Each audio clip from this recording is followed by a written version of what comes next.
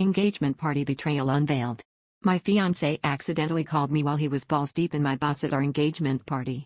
The call came through just as I was thanking my parents for the catering, and at first, all I heard was muffled giggling and the grating sound of my boss's laugh. I stood there frozen, champagne glass trembling, while my mother prattled on about seating charts and I tried to process the unmistakable noises coming from the other end of the line.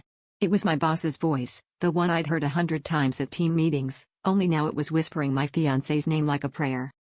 I slipped out to the balcony, pulse hammering in my ears, and listened as he promised her things he'd only just promised me: forever, adventure, secrets nobody else would ever know. The sick realization hit me that half my office was inside, mingling with my family, clueless that their boss was screwing my soon-to-be husband in the guest room. I wanted to storm in, but instead, I watched the city lights blur through my tears, wondering how I'd missed the signs.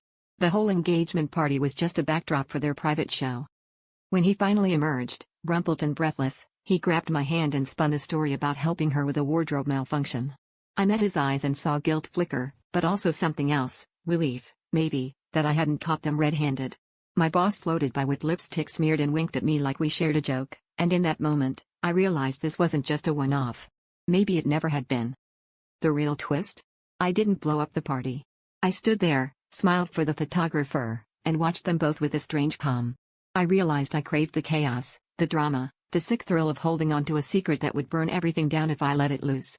For a second, I wondered if I even wanted out, or if I just wanted to see how far they'd go, how far I'd let them, before I finally decided whose side I was really on.